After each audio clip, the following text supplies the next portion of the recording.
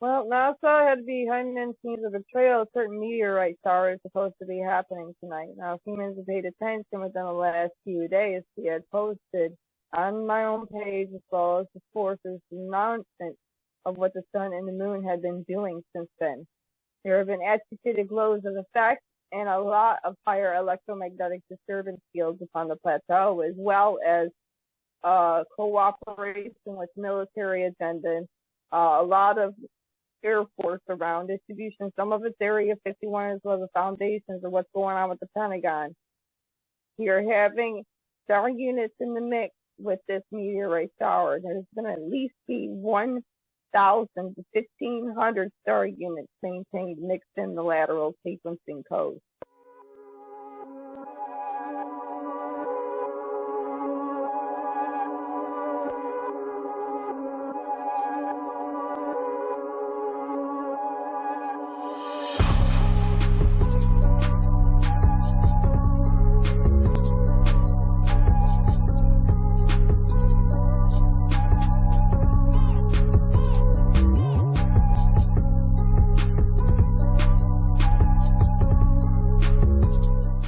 Hi, everybody. Welcome to episode 19. Blue, how are you?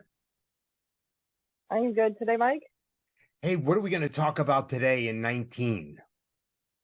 Oh, one of the main things we would talk about is what's being hidden in certain movie scenes that are actually being portrayed outwards in reality, such as the Men in Black movies, ecliptical beings that are portrayed in it are reality-based, like Syrian, canines, extraterrestrial dogs, hyperanalyzed, reality-based data through certain fish called a blobfish, which if you look through in one of the MIB movies, I believe in the third one, transitory effect that this species is real. Deep sea, ocean dwelling, higher innovation calling code that was hitting on a higher terrestrial platform, as well as some of the technologies that are already out there, but well hidden within documentaries itself. Well, I'm excited to talk about that. Hey, before we get going here, I do want to remind everybody, first, thank you for listening. Thank you for watching. If we're not where you get your stuff, let us know and we'll get on that platform. But please make sure you like and subscribe. Click on the notification so you're notified whenever we post new material here. Blue, let's get right into it. In 18, we talked about the blue hole. Absolutely. The blue holes, especially one that deals with the main blue hole itself, the biggest one that they found, the oceanic grid, has to deal with underwater scenarios like deep sea creatures like Kraken, Leviathan. The main blue hole that they found, as they have activated, many still exploring, and especially through NASA itself, has these types of creatures. You got to come and think about the smaller versions of blue holes. There are explorations on aquatic levels that could go to inner worlds. They can go to other dimensional rift plateaus, and even go into unknown sequencing database where there are creatures and foundations of the planet itself that are still not even explored or even added onto in a document. Blue holes are one main thing, just like cave systems and other inner lateral terms that could go underground, that can hit an exacting point into a Garza itself.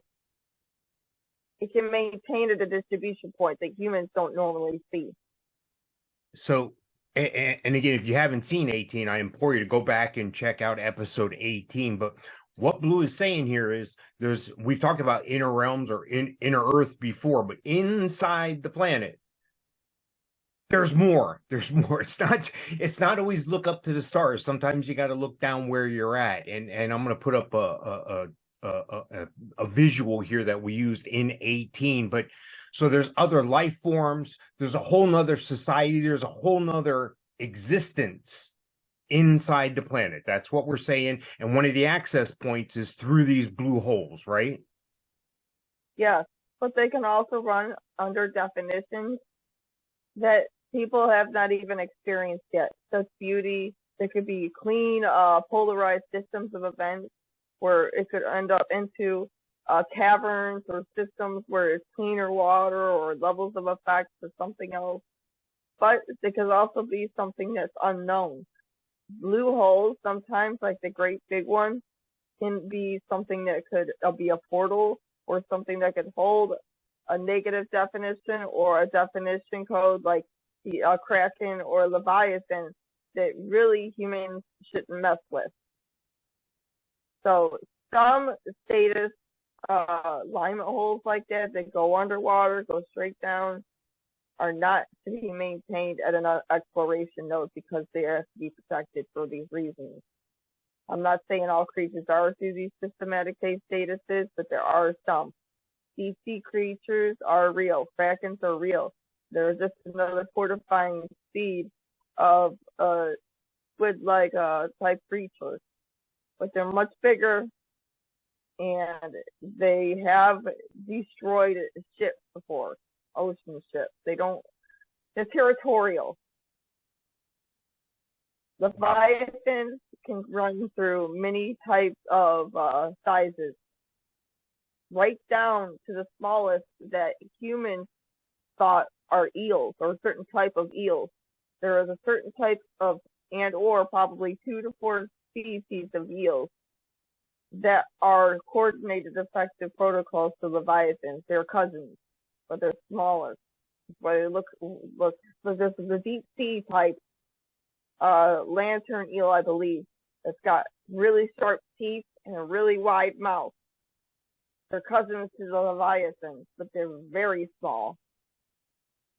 Wow. So there's some overlap between these this other dimension, this other place with our ocean, because 2/3 of the planet is covered by ocean that we think, or that we're told. And so underneath, we know less about the underneath the oceans than we do space, and it's right here. So this is what's so fascinating to me is some of the creatures that we've encountered through our oceanic system are like a spillover or a crossover of this other world, is what we're saying, these other creatures. Wow. Yes, and they have cousins, just like humans have cousins to higher beings. And if you think about it, like I have stated before in other shows, the Dare, certain gray types of humanoid beings, they are closer replications, or even Pleiadians and Nordics and hyper-extra-dimensionals that are humanoid, close cousins, or dimensional cousins, or replication codes for another Ultiverse. Kind of goes through the parallel and the normal attributions of this planet too, and by mixed lateral terms, like squids, or you have the Krakens, squids, to Leviathans, to eels, to sea serpents, to certain types of snakes, to doctrine effects of horses, to lateral terms of unicorns. Their cousins mixed in to the lower effect, but there's an upper hyphenated effect that is a reality to that lower effect, and by mixed in DNA coding modulation form. That's why some of these things are mixed into movie agendas as well when we're talking about Men in Black and other acquisitional codes. Yeah, you had mentioned that in the pre-show notes here, and I want to address this real quick. I think there are times that Hollywood is responsible for helping drip out information, so it's not as mind-blowing when it happens. But tell me more about some of the creatures you saw in the Men in Black series, and how real that is.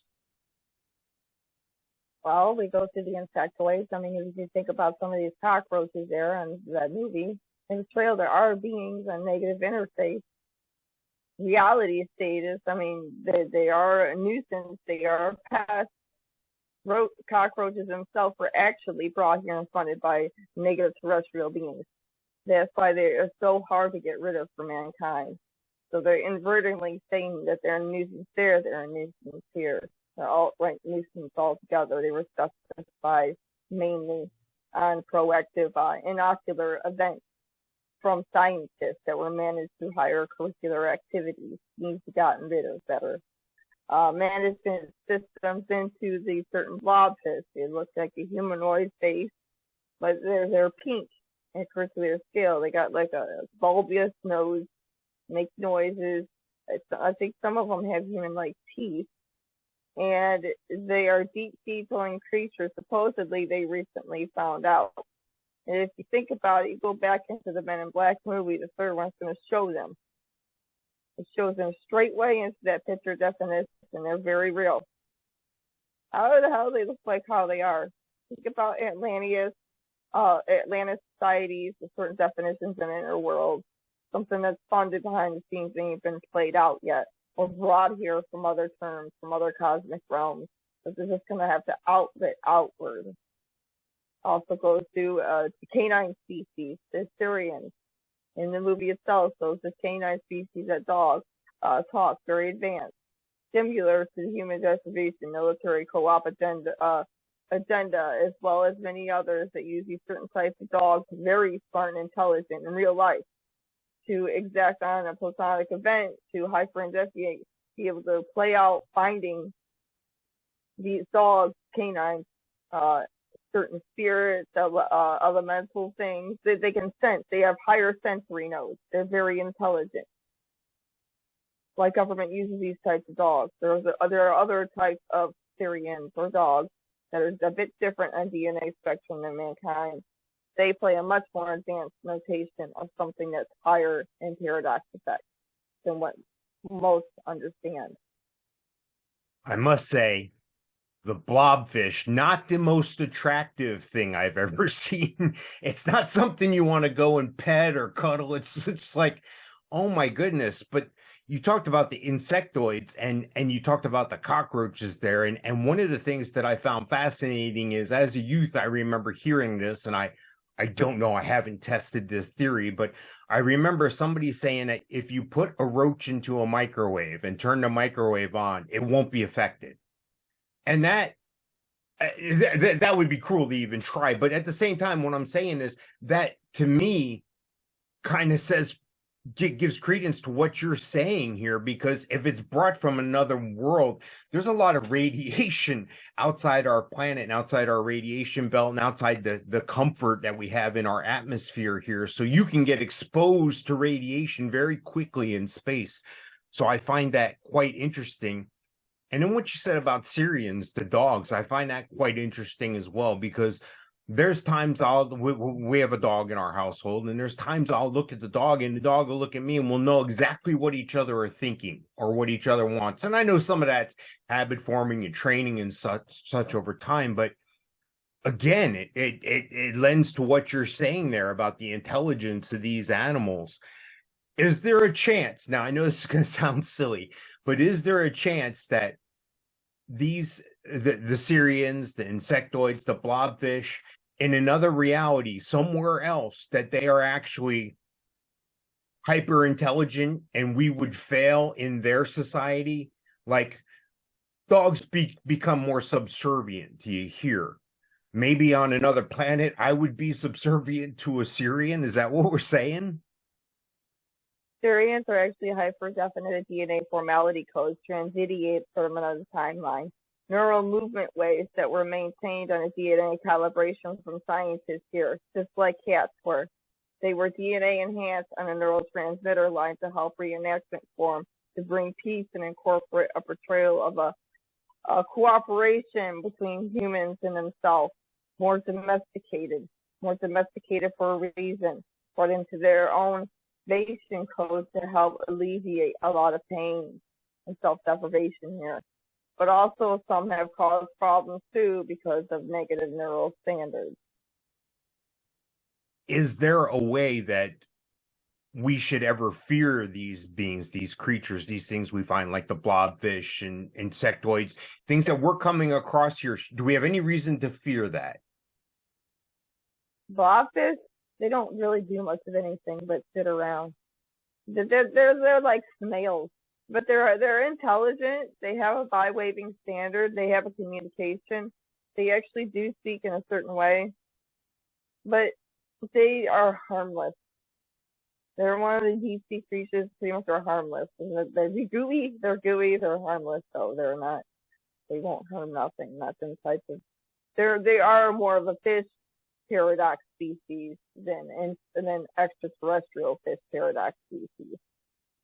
There's two different types. One that has a lower maintainment on the neural standards, like cyoptic jellyfish that glow, but they're more thinking standard, but they're on their own wavelength. Kind of similar to that. And on our planet here, we're told that insects are the most numerous thing on the planet. They're the most numerous animal on the planet. If they all got together one day, we'd be in a lot of trouble, I guess.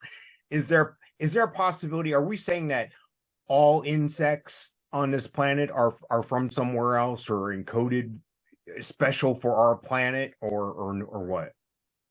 Certain specified beings that were diagnosed as pests and they corrected their scales that have brought and maintained that pharma and other distribution scenes with these negative biochemical products, and even what they're doing with tents now and buildings. It's a way to curriculate negativity upon the mainstream.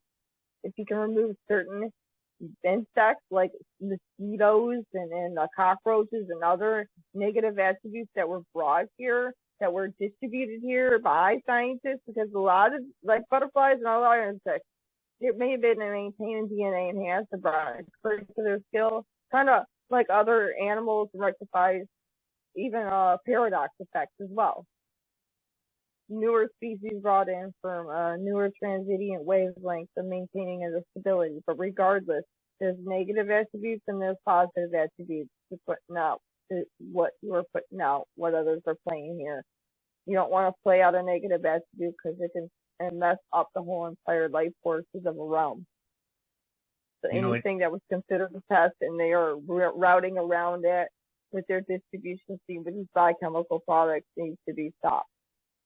And they say that if the bees continue to be wiped out on this planet because they're the great pollinators, and if they say that they say that if bees are no longer, we're going to starve. So it lends credence to what you're saying here with there's a reason they're here. They have a job. They're here to help us. I as much as I don't like getting stung by a bee, I know they have their job. I have my job. So how do these animals differ from a spirit animal or a guiding spirit? Well, if we're getting into the distribution realms of the paradox effect that goes through the physical spirit guides, and the Aether's distribution that goes to your neural capacity wavelength, the third node itself, maintains of what brings in to help a scene of events. Canines, like some unknown canine shows up all of a sudden with this kid, never seen it before, helps it out, saves its life, does something. Then all of a sudden it starts showing up every once in a while, just off scale, right there. Or you're seeing some other type of animal, like a frog or a bird or an avian or just some type of being. Even others have dealt with, and I myself, certain paranormal effects on equation, like spirits, if you will. Jinn. Some people have jinn as being able to bring in a physical and an aether spirit guide because they can mess with both realms of effect. As well as I myself envelop pre-office effects of the paranormal group in their status, and from what I know, I had dealt with hellhounds. People misunderstand what those beings are. They are very real, and they can jump in between the aether's founding point and the physical founding point. They live around around boneyards or where gravestones are, graveyards. And affected certain areas, and they could be very good friends to those who be able to found upon their own being with them. They're very high protectors of realms when it comes to the aether's point of event, the in-between. There may be some types of hounds like that could run on a negative roll, but it depends on their frequency outlet and your own. It goes as well to certain beings like phoenixes. Phoenixes are very real. You see, if you can see them in the sky, some people have seen them through the actual elementals itself, and certain times of the day where certain clouds are in interval, there becomes some type of shape on a higher photonic event that would show a phoenix. Phoenixes can actually come from volcanic regions as well, distributed around the planet. They're very rare species. Some people have them as protectors because they have learned to use a better astral projection node. They've distributed as maintaining their sight with the physical spirit guides. Birds are one main thing, as well as other animals, and the paradox is another main thing. People don't understand that you can run into both. So the first thing you talked about there was hellhounds. Is that right? Hellhound. Okay. I've never heard that before, but that sounds kind of weird. That sounds kind of like I should be afraid of. They are, well, most kind of run through the definitions of the lower effective realms, but there are some, like the ones I had said, who will join in with a certain paranormal group or higher elemental definition beings. And those people that they join in with, they become very powerful beings and they would help. What I am stating, not all negative beings will go on the negative side. Some will stay on a neutral phase status if they feel that a realm of events or certain equations need a better lateral turn. Now, of those two, you had mentioned the Phoenix as well. That seems like that's a no-brainer. Nothing negative in the Phoenix whatsoever. Nope. Phoenixes, yeah. They also reign through the equal statistics through the pharaohs as well as Egypt. And in alignment code, some of them ran through ancient Mayan civilizations as well as other higher definition beings. You know, it's interesting you say that because, again, you look back at some of the paintings or hieroglyphs or statues and monuments and so forth left by ancient times. So we think you always see a symbol like that looks bird-like. You see a symbol that looks dog-like. You see a symbol that looks cat-like. And I don't think they were doing that for a cat. I don't think they were trying to, hey, let's put a bird head on top of this human-looking figure. You know, I don't think they were that creative to do that. I think they were really documenting history and really documenting these creatures. So we're saying these things have, the spirit animal guide has been around basically for as long as humanity has, because we're supposed to work in conjunction with these guides. Is that what we're saying? Yes, and they can come at a neutral standard, a good standard, or a negative standard. I don't want to get into the magical interface of things, but also goes into the ancient witches of old. Not the negative ones, but the ones that are run through a neutral statistic that learned at a transvidian wave and maintaining that the planet itself was on a good higher scale. They had pro-enactment for creating better energy indexers, and they were self-reserved to helping and healing the planet's realm itself. It's just, if we could just delve into an understanding of removing a lot of the negative interweevils here and maybe running more neutral, and then as we're running more neutral, get into a better wavelength, moving upwards to it. Maybe the lower spectrum scales would stop their dignified sources of events and get more calibrated on what they're supposed to. Because there needs to be an equilibrium upon a planet if you're going to have anything else in the trail with it. You know, I've seen a situation in movies and in television and what have you. And again, the connectivity with these things is remarkable, because I remember seeing and hearing things about, and we've talked about the Native American tribes here, the Indians, the people that were previously here in large mass, they would always have this situation where the young teen warrior would be released into the wilderness until he finds his spirit animal, or until I'm sure there was more to it than what I'm saying. It's amazing to me that all these little civilizations, all these little pockets of people around our earth have this type of experience. It's not, I don't think it's coincidence that that there's pyramids in more than one place. I don't think it's coincidence that some of the ancient drawings and hieroglyphs from one part of the world are also on another part of the world, and they look very similar. Are we saying that there's a possibility that these gods, these people that the ancient times people had saw and documented, we're saying that these people were visited by these same people? So if it's somebody in the Middle East and somebody here, and the figures look identical, obviously that same person was in both places. Is that something we should be looking toward in the future? Is there going to be some sort of symbiotic thing where, well, of course, it was right in front of us the whole time, but are we faced with some sort of fatal inevitability because of these spirit animals and because of this paranormal phenomenon, or are they definitely here to help us? Spirit guides are here to help mankind, but they can be physical spirit guides of animals, of what many have seen, who either have assisted them physically or around a lot when they notice them, or some like definitions of paranormal groups, even, which is with the good side. Well, I mean, there could be negative types too, but we don't want to talk about. That's their own point of effect. Let's just hope they get to a more positive outlet. But regardless, what we're just talking about is maintaining your own spirit guide.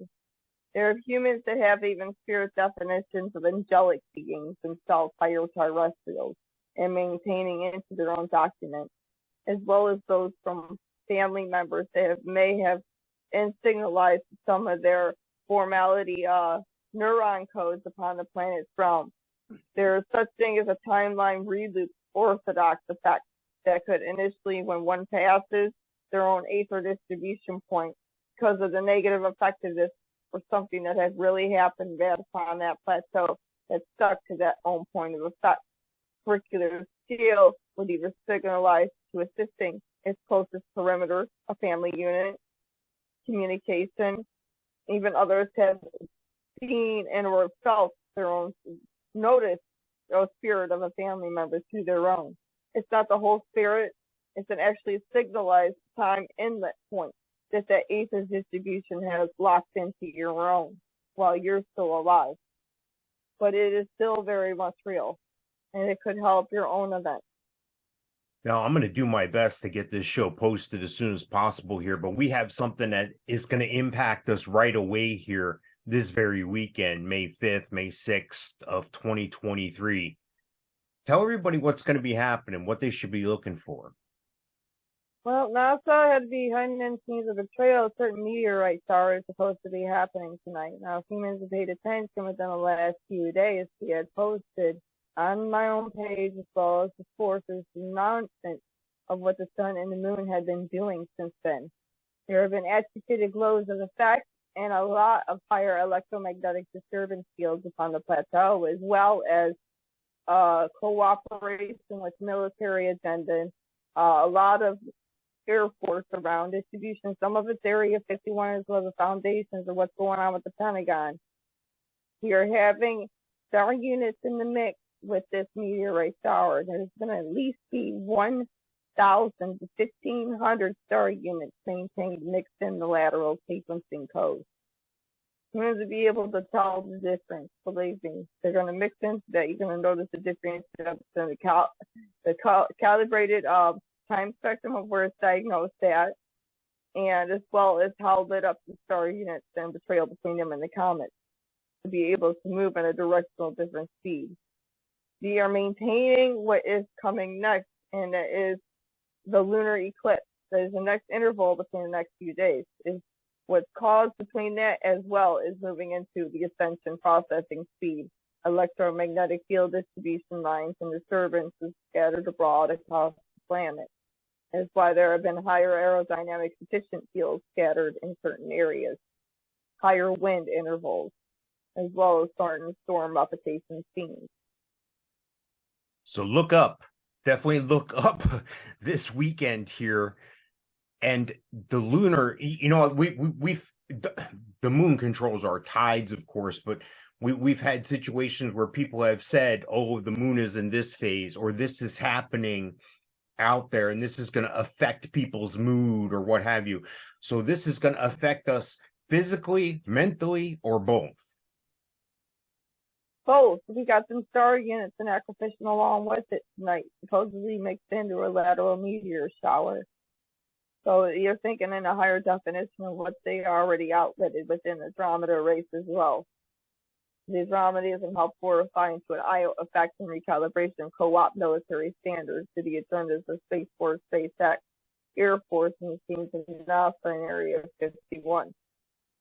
Have your final word for today. Yes, I mean, y'all keep doing what you're doing to maintain your higher calibrated steroids. All star seeds generated in a better plateau, if you can find that, maintain it. If you can rise up from the others, do such.